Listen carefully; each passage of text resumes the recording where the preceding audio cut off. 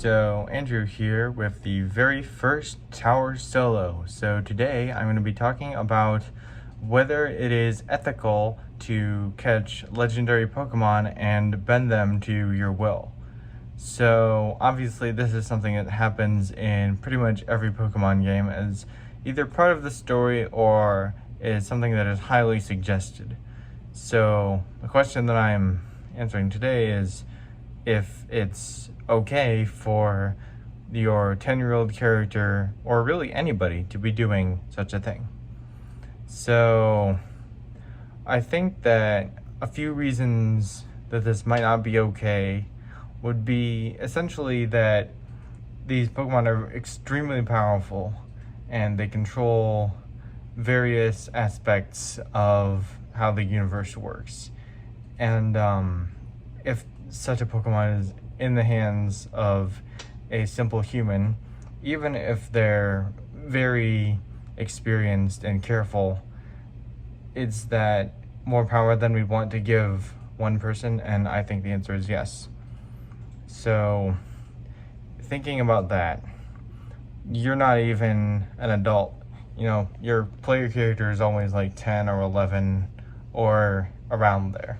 I know that in Generation 5, your character is slightly older, but even then they're not an adult.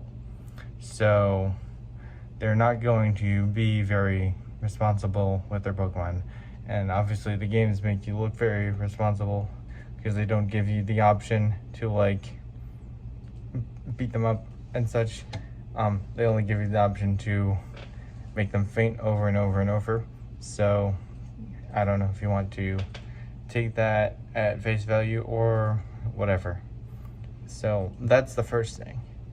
Now, it could be said that, well, you're the champion, you're the best trainer in the region, and presumably a prodigy, so shouldn't you be able to capture and tame whatever Pokemon you want?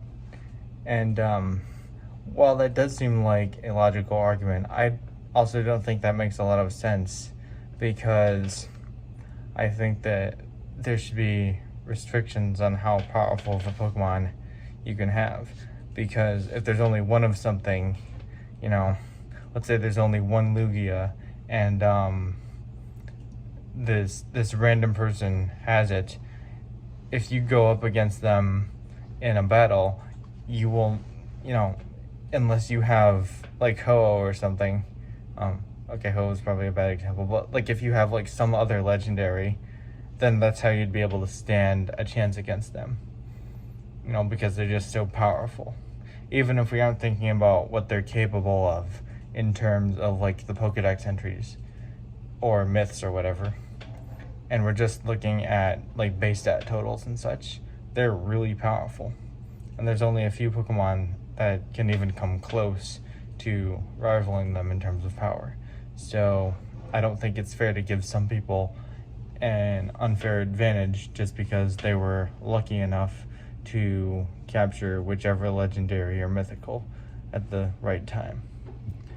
And so that's another thing to consider.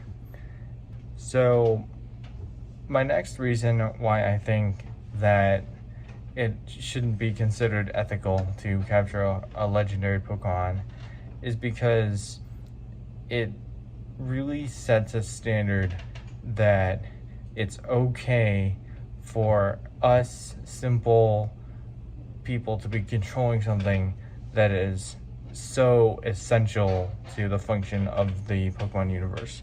Let's say Kyogre, for example, right? It has the power to, you know, flood tremendous areas, and so if it were to fall into the wrong hands, and by the wrong hands I mean Team Aqua in that case, a lot of damage can and was done because they tried to control it and they were unsuccessful. And so even if they were able to control it, they could do untold amounts of irreversible damage. And so just imagine, like, if you're like a good trainer, you have good control over your Pokemon, but you capture whatever legendary in a Master Ball, and someone, knowing that you probably have something valuable in your Master Ball, steals it and continues to have it, you're not getting that back because they will use whatever legendary they stole from you against you, and you will just be wiped off the face of whatever region you're from, and probably a lot of other people. You know, it's kind of like if an individual person was allowed to own a nuclear weapon.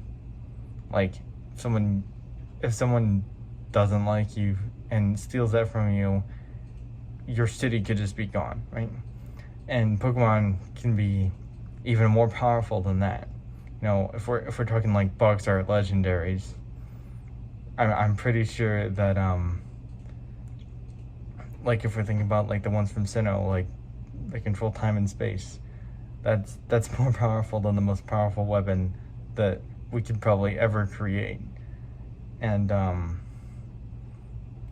there's a lot of other Pokemon that are on similar levels of power, if the legends are to be believed.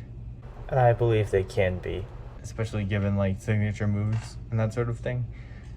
So that's just a couple of reasons why I feel like you really shouldn't be messing with legendary Pokemon, because, you know, if you capture them, great, you captured it, and then whatever thing it's responsible for is going to not function correctly because it's under your command, you know, because it's just going to sit there in its Pokeball not being able to be in control of whatever force it is normally in control of. And I feel like that's going to mess things up really quickly. And even if it doesn't mess up that much at first, it's going to have a butterfly effect, and bad things will probably happen, just because everything depends on the fact that the laws of physics are stable, and they wouldn't be if you were to have a legendary Pokemon and just capture it. So those are all of my reasons why I don't think it would be okay to capture a legendary Pokemon and to train it. But I don't know, let me know your thoughts in the comments down below. Thank you for watching all the way to the end. Don't forget to leave a like, subscribe, and I will see you in the next video. Tower Solo out.